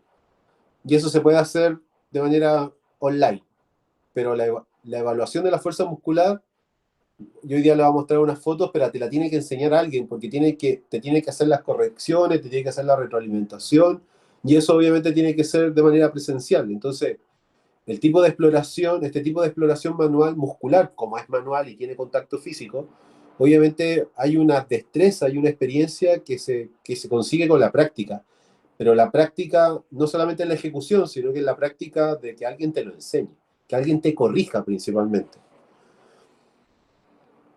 Entonces, los principios de la evaluación manual, de estas aplicaciones manuales para evaluar la fuerza muscular, recogen todos los dogmas relacionados con la fisiología de los músculos, principalmente asociados a esta relación longitud-tensión. Pero hay que tener en cuenta dónde coloco la resistencia, porque como les decía recién, la aplicación de la resistencia va a estar dado en un cambio articular. Es muy distinto generar un test de ruptura con el codo extendido que con el codo totalmente flexionado o el codo de 90 grados. Por ejemplo, en el caso del codo, un codo que está flexionado en 90 grados es cuando está en la mejor eficacia mecánica, es cuando está en la mejor capacidad de fuerza, por un tema de matemático, físico que está relacionado ahí. Entonces, la elección de la posición en el test de ruptura de la articulación y dónde yo voy a aplicar una fuerza, porque si yo aplico una fuerza más proximal en el antebrazo que distal, obviamente el brazo de palanca es distinto, ¿no? El brazo de palanca que es la distancia entre el punto de apoyo y la aplicación de esta resistencia. Entonces, la valoración manual de los músculos, la aplicación de una fuerza externa, resistencia, en el límite del movimiento de los músculos de una articulación, permite observar un mejor resultado. Es decir, tener en cuenta estas variables tener estas variables en cuenta hace que nuestro trabajo sea mucho más específico y que en algunas circunstancias, por ejemplo, en una flexión de la cadera, generar una palanca larga, colocando una fuerza en el tobillo y generando un brazo de palanca corto, colocando una resistencia en la rodilla, hace que la flexión de la cadera y la evaluación de esa fuerza muscular de la flexión de la cadera sea distinta. Si yo coloco la resistencia en la rodilla, en una flexión de cadera, yo estoy evaluando más el compromiso del psoas ilíaco, porque es un brazo de palanca corto, pero si yo coloco la resistencia más distal, por ejemplo en el tobillo, en esa flexión de la cadera, yo voy a estar evaluando más el funcionamiento quizás del cuádriceps. Entonces, los músculos que intervienen en todas articulaciones, la resistencia suele encontrarse en la amplitud media o próxima a ella, o quizás también, por ejemplo, como el caso, o sea, la amplitud, la colocación de la resistencia en músculos que son biarticulares en una posición media para poder hacer el funcionamiento de las dos articulaciones, como es el caso de los músculos mediales y laterales de la región poplitea, como los isquiotibiales principalmente. Entonces, el punto de una extremidad o porción donde el examinador debe aplicar la resistencia, obviamente va a generar un cambio en la evaluación de la fuerza muscular si es proximal o distal. Entonces, existen dos excepciones frecuentes a esta regla de dónde posicionar el músculo. Principalmente en los músculos donde yo tengo que colocar la resistencia, porque la resistencia habitualmente se va a colocar en la parte media del segmento.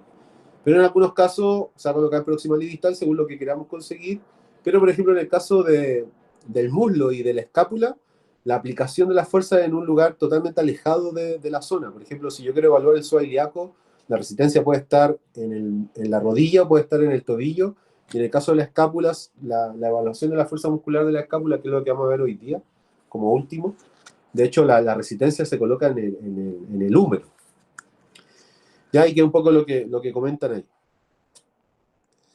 Entonces, en un paciente, por ejemplo, con la rodilla lesionada, la resistencia en una zona proximal y distal va a depender de dónde está la lesión.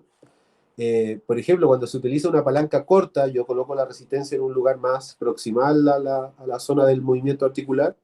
La fuerza, en verdad, no debería sobrepasar el grado 4, porque un brazo de palanca corto, el sujeto debe generar más fuerza para poder generar el movimiento.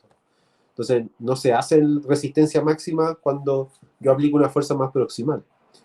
Un ejemplo de evaluación utilizando una palanca corta sería, por ejemplo, en un paciente que sea amputado de rodilla. ¿Ya? Yo voy a evaluar la flexión de la cadera en un paciente amputado de la rodilla. Obviamente voy a tener que colocar la resistencia más proximal y yo debería tener en cuenta de que el grado de resistencia que le voy a ofrecer al sujeto no va a ser 5, no va a ser la máxima, va a ser 4 nomás.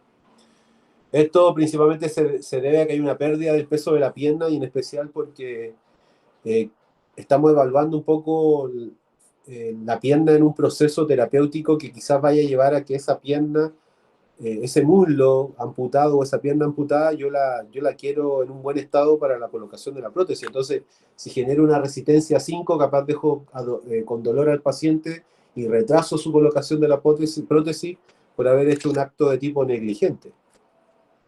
Entonces, la fuerza muscular disponible no debe siempre sobreestimar en el caso de un amputado la aplicación, y por eso que es una de las condiciones que le decía que donde la aplicación de la resistencia cambia. En los pacientes amputados hay que cambiar la fuerza de aplicación o la fuerza de resistencia que yo hago en la aplicación de esta resistencia. Y en el caso de la escápula, voy a dejar acá, quiero hacer una cosita. Porque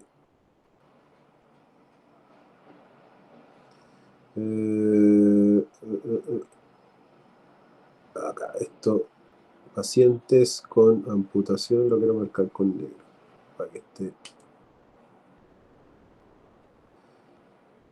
Como les tengo que compartir el Power, todavía lo puedo ahí arreglar. Y en este caso sería en el escápula.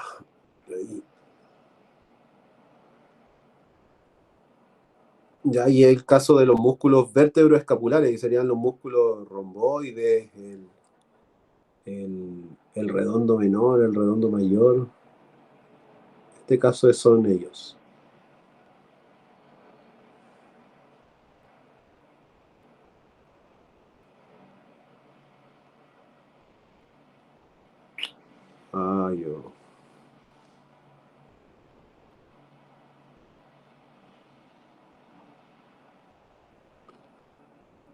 Ya sé cómo lo va a hacer. Entonces, en el primer caso, principalmente cambian aquellos pacientes que tienen problemas en la rodilla, por ejemplo, los amputados o alguno que tenga alguna lesión. Y la aplicación de la resistencia también cambia en los pacientes que tengan que evaluarse la fuerza de algunos músculos de la zona escapular, como por ejemplo los romboides. Entonces, el punto de aplicación de la fuerza, de la resistencia, perdón, no es la propia escápula, sino que es a nivel del brazo, porque estos músculos, al fin y al cabo, mueven el brazo, ¿no? Generan un movimiento escapular, pero lo que hacen finalmente es mover el brazo, posicionar el brazo en el espacio. Entonces, una palanca más larga principalmente refleja una mayor exactitud de las demandas funcionales que están incorporadas al brazo, y otras excepciones de la regla va en la aplicación de una resistencia distal, que incluya, por ejemplo, yo quiero aplicar una fuerza de resistencia distal, pero el paciente quizá todavía no está en una condición debido a dolor o inflamación o de una herida que le permita generar una aplicación de fuerza tan distal. Entonces, en esas condiciones, en la escápula, en esta presencia de dolor y heridas en la rodilla, obviamente la aplicación de la resistencia debe tomar en cuenta de mayor manera este tema de si la aplicación es proximal o distal y la carga que yo voy a aplicar. Entonces, la aplicación de una resistencia manual en un punto nunca debe ser brusca ni irregular, como sacudida, sino que debe ser mantenida, y ojalá no exacerbarse con el tipo de resistencia que yo quiero que hacer. Obviamente a un sujeto que quizás es más delgado, más pequeño de masa, obviamente una menor resistencia, y a un tipo que es más de mayor cantidad de masa muscular, una resistencia mayor. Pero el examinador debe hacer una resistencia que es en cierto modo lenta, progresiva, y que se va aumentando en la medida que el sujeto va generando el movimiento. Entonces hay varios conocimientos y varias destrezas que debe tener en cuenta el examinador para poder generar una exactitud en esta exploración manual de la fuerza muscular, y entre esos aspectos se encuentran principalmente el conocimiento de la localización y las características anatómicas de los músculos predominantes en la ejecución de ese movimiento. Es decir, vamos a hacer un repaso, lo van a ver ahí.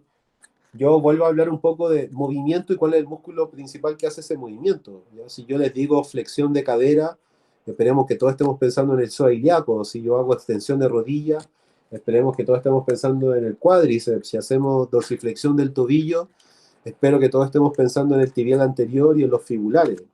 Obviamente ese conocimiento anatómico es importante de tenerlo claro, bien impregnado, en un alumno que está en tercer año ya eso debería estar ok. Y obviamente yo le hago la ayuda ahí con el material que le estoy compartiendo en las diapositivas. Pero es importante saber anatomía muscular en este tema. Bueno, el conocimiento de la dirección de las fibras también es importante, saber más o menos cómo se disponen. Por ejemplo, el músculo transverso del abdomen es transverso y, no sé, todos los músculos de extremidad superior e inferior tienen una disposición más de tipo vertical y por eso que la mayoría hace movimientos de tipo flexión-extensión. Pero, por ejemplo, el popliteo, que tiene una dirección oblicua, él tiene un funcionamiento más de rotador, más que flexor. Entonces, ¿por qué hay que saberse la dirección de las fibras musculares? Porque eso define la línea de fuerza. Es un vector al fin y al cabo. Y obviamente también la función de los músculos, el conocimiento de los músculos va a ser adecuado, qué tipo de fibras son, si son sinergistas, motores principales o accesorios del movimiento. Entonces hay otras cosas que son más técnicas que están asociadas a la posición que debe asumir el terapeuta, a la posición que debe asumir el sujeto, a la estabilización de la articulación para que no haya compensaciones. Obviamente, cada test, cada evaluación de movimiento y músculo del cuerpo tiene una posición y una estructura determinada. Entonces, también por eso que hay que hacerlo y hay que ejercitarlo y uno te lo tienen que enseñar y lo tienes que experimentar para luego repetirlo constantemente y ojalá después de un cierto tiempo te lo vuelvan a retroalimentar o volver a estudiarlo o ver videos para generar una técnica que sea de una ejecución mayor. Entonces, muchos tests de algunos movimientos son muy particulares y hay que memorizar ciertas posturas o zonas donde yo voy a colocar la resistencia.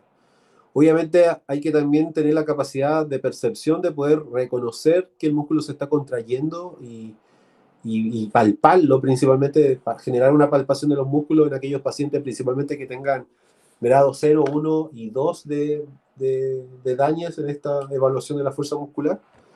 Y obviamente también hay que tener una capacidad de sensibilidad un poco en esa palpación, ser capaz de detallar en esa palpación quizás con una búsqueda de dolor, hacer una palpación detallada en torno a los elementos que están cerca de un músculo, tendones, volumen musculares, tipo de zona que ocupan, etcétera, etcétera. Es muy distinto tocar un sóleo de un gastrocnemio. Los gastrocnemios se palpan más proximalmente a la rodilla y en tanto el sóleo está más cercano al tendón aquiliano, por ejemplo.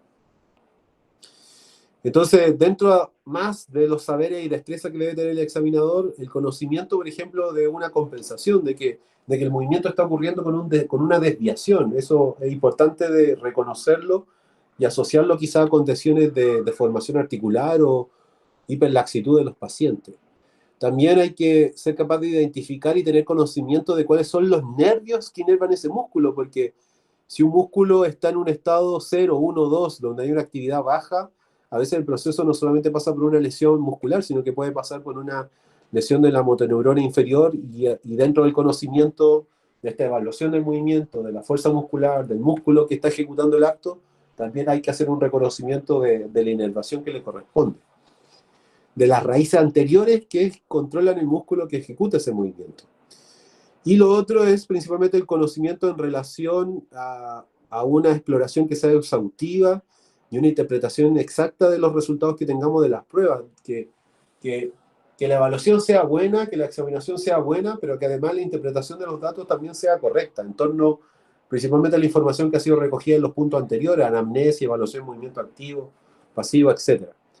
Entonces, el conocimiento de la relación entre el diagnóstico del paciente y la secuencia de esta exploración de evaluación de fuerza muscular, por ejemplo, podría ayudar a determinar que un paciente que tenga una lesión de la columna vertebral a la altura de C7, qué músculos, según el miotoma, van a estar funcionando y qué ejecución de movimiento va a tener un paciente con una lesión vertebral que lo va a dejar probablemente parapléjico.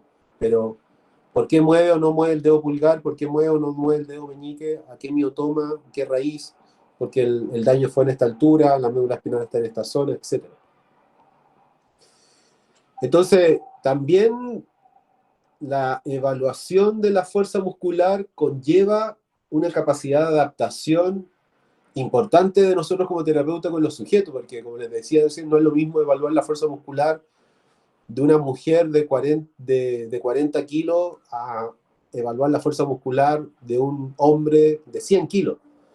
Va a ser muy distinto. Entonces, además, quizás la misma ejecución de una evaluación de fuerza muscular, nos encontremos con respuestas que nos van a tener que hacer cambiar de posiciones o de posicionamiento de la resistencia por lo que está respondiendo el paciente. Por ejemplo, nos encontramos con un desgarro, obviamente vamos a cambiar quizás la forma de evaluar. Y principalmente lo último es el conocimiento del efecto de la fatiga en los resultados de la exploración física. Tener en claro que hay patologías que son netamente de fatiga muscular, como el caso de la miastenia gravis, de la esclerosis múltiple, que son lesiones del sistema nervioso central en algunos casos, y por lo tanto tener en claro de que el músculo también puede tener disminución de la fuerza porque está fatigado, ¿sí? Y que hay patologías que están en relación a esa disfunción. Bueno, lo último ya de tener en cuenta y que debe incluir el examinador en todo lo que está en torno a la evaluación de la fuerza muscular es también que hay que tener cuidados y precauciones cuando los pacientes expongan heridas abiertas u otros procesos que van a requerir el uso de guantes. COVID tenemos que usar guantes de manera obligatoria y por lo tanto va a tener que haber una destreza con una dificultad que es principalmente el látex del guante.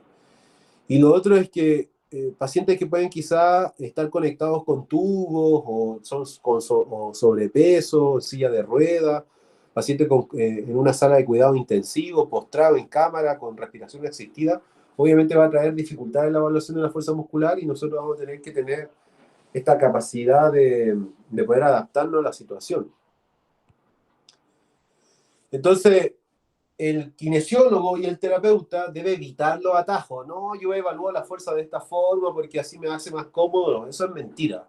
La evaluación de la fuerza muscular está en los libros.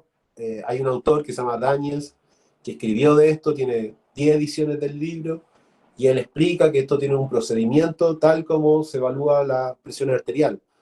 Cuando yo tengo que tomar la presión arterial hay un procedimiento, hay un paso a paso. En el caso de la evaluación de la fuerza es lo mismo. Cuando nosotros realizamos nuestra evaluación un poco desordenada o al lote, como habitualmente lo tendemos a decir nosotros los chilenos, obviamente estamos perdiendo lo proligio que tiene la ejecución de esta evaluación.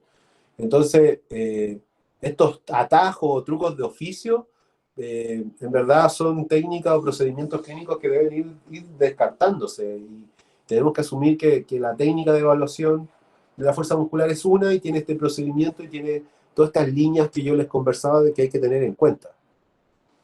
¿Por qué? Porque hay un peligro si es que una persona, un examinador, evalúa la fuerza de alguien y le da un valor más alto de lo que le corresponde y quizá genera una falsa expectativa y el sujeto cree que tiene fuerza, se lanza a caminar y al final ocurre algo que es peor.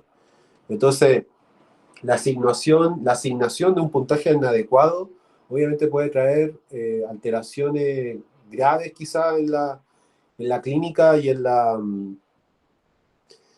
lo que es la evolución del paciente. Entonces, hay que ser estricto, principalmente con la evaluación de este punto. Entonces, un buen clínico nunca va a ignorar los comentarios del paciente, y esto es como ya lo final, es decir, nosotros, además de estar evaluando la fuerza muscular y conseguir los datos propios de la evaluación y técnicos, hay que siempre tener en cuenta lo que dice el paciente, lo que comenta el paciente. Me duele cuando me vuelvo cuando voy, me duele más el principio de la fuerza más que el final, todas esas cosas hay que tener en cuenta.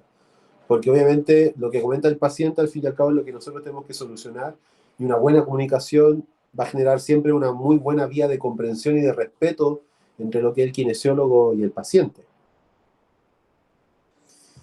Bueno, la intrusión de un sujeto que vive, respira y siente dentro de la exploración es técnica pura y puede distorsionar la evaluación muscular en un examinador que sea imprudente. Entonces hay varias cosas que hay que tener en cuenta para hacer una evaluación muscular correcta, principalmente en que hay que valorar el esfuerzo del sujeto frente a una determinada acción, es decir, la primera ejecución de una fuerza muscular nunca va a ser similar a la tercera. Entonces hay que dar espacio para que el sujeto pueda ejecutar la técnica de mejor forma, la mejor forma posible. Que los pacientes, debido al dolor, la capacidad de generación de fuerza muscular debido al dolor puede cambiar de manera drástica, y que la capacidad de comprensión de la prueba a veces los sujetos no la entienden. Entonces es muy limitada la comprensión del paciente frente a lo que uno le está solicitando, y por lo tanto el paciente, el kinesiólogo va a tener que tener mucha paciencia en explicarle lo que queremos hacer o realizar. Obviamente la destreza motora en esta exploración va a ser fundamental. Pacientes, por ejemplo, torpes o incapacitados, va a pedirnos que nuestra ejecución sea de mejor manera. La laxitud o la depresión puede hacer que el paciente sea quizá indiferente o demuestre indiferencia a la ejecución de estos actos, y hay que tenerlo en cuenta. Y obviamente las costumbres culturales, sociales y sexuales pueden influir, principalmente en aquellos pacientes donde tengamos que palpar el músculo para evaluar la fuerza muscular, como en el caso del grado 2, 1 y 0. Entonces son cosas que hay que tener en cuenta, quizás muy obvias, pero hay que tener en cuenta. Esto, no sé por qué está repetido, porque habíamos llegado hasta ahí. Entonces está de más. Entonces, si uno ve el libro de Dañas, salen estas tablas. Voy a ver si le puedo hacer el zoom. No, no le puedo hacer zoom. Ah, no, le puedo hacer zoom ahí. Bueno, están estas tablas de Dañas.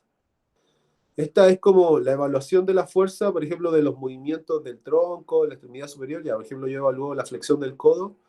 Entonces, primera ejecución, segunda ejecución, tercera ejecución. Y en esa primera, segunda y tercera ejecución yo le coloco un valor del 0 al 5, y puede ser con cruces, 3 cruces o 0 cruces. Entonces así se va, así un poco Daniels plantea de que las tablas, que en una ficha kinésica que evalúa la fuerza muscular, así debería estar la evaluación de la fuerza. Movimiento, tres datos, pueden ser 3 datos de la misma sesión, o pueden ser, por ejemplo, pretratamiento, durante el tratamiento y post-tratamiento también, que de hecho esa es la figura principal, ¿no? ¿Ya? No es que se le pida 3 ejecuciones, sino que esto sería como pretratamiento, durante el tratamiento y post-tratamiento. Entonces, con esto vamos a terminar, que es lo último. Entonces, vamos a ver ahora, les voy a mostrar solamente una evaluación de la fuerza muscular, porque mañana vamos a entrar con el detalle de la evaluación muscular de extremidad superior, principalmente. Entonces, esta es la escápula. Entonces, estos son los movimientos de la escápula. La escápula hace elevación-descenso, aducción ABD, ABD, y hace rotación externa e interna. Entonces, cuando yo quiero evaluar la fuerza muscular de las extremidades superiores del movimiento de abducción, como muestra la figura ahí, y de rotación superior o rotación ascendente, el músculo principalmente que estoy evaluando, hay varios más, pero el músculo, de hecho eso está en evaluación de movimiento activo, el movimiento que más, el músculo que más evalúo como fuerza muscular, en base a la forma en cómo voy a colocar al paciente, es el serrato anterior. Entonces, si yo quiero evaluar un grado 5 y 4, que es con resistencia, principalmente la resistencia se coloca a la altura del codo y el paciente se coloca en una posición de diagonal del hombro. Y ahí se hace la resistencia. Si el paciente ejecuta el movimiento solo, el grado 3, obviamente para el grado 2 yo palpo el serrato anterior y le ayudo al paciente a realizar el movimiento. Y obviamente en un grado 1 y 2 la palpación es un poco más invasiva, con los dedos quizás haciendo una profundación del tejido, y obviamente siguiendo tomando ayudando al paciente en la ejecución del movimiento.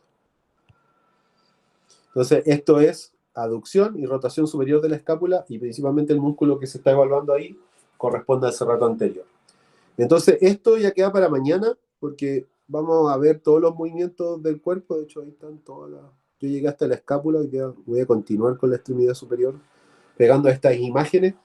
Porque, bueno, como ustedes bien saben, anteriormente esto se pasaba de manera práctica, y debido a que no hay prácticos y no ha habido prácticos, y no va a haber prácticos en el caso de Antofagasta hasta la próxima semana, y en Santiago no se sabe hasta cuándo. Bueno, este año y este semestre principalmente quiero incluir las imágenes de cómo se realiza el acto, porque principalmente si es que, como de hecho las clases prácticas son mucho menores que en un año normal, si es que no llegaran a verlos o no se los llegaran a enseñar cómo se hace, por lo menos tienen la imagen y quizás viendo un video en YouTube puede quedar claro. En el caso de la gente de Antofagasta, ya está casi todo listo para que comencemos las clases presenciales a contar de la próxima semana. Marcelo, mañana nosotros deberíamos terminar, mañana nosotros deberíamos estar haciendo la última clase del 2020 que está pendiente, aprovechando esta fase 3 que ha sido bastante prolongada en Antofagasta, y un poco también con eso justifico mi inasistencia y quizás mis responsabilidades con la asignatura. No, nos ha tocado que debido a estar en fase 3 tanto rato mantenido, le hemos estado sacando provecho a las actividades de tipo presencial.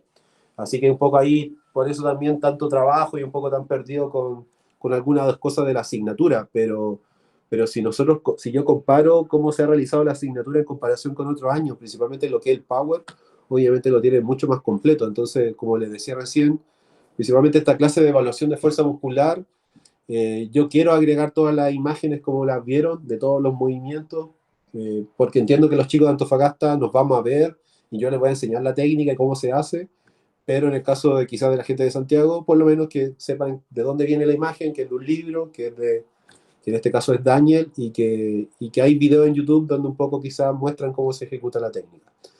Anaí, yo le encargo de tener la grabación, estamos listos, de hecho, ahora ya me puedo ver nuevamente.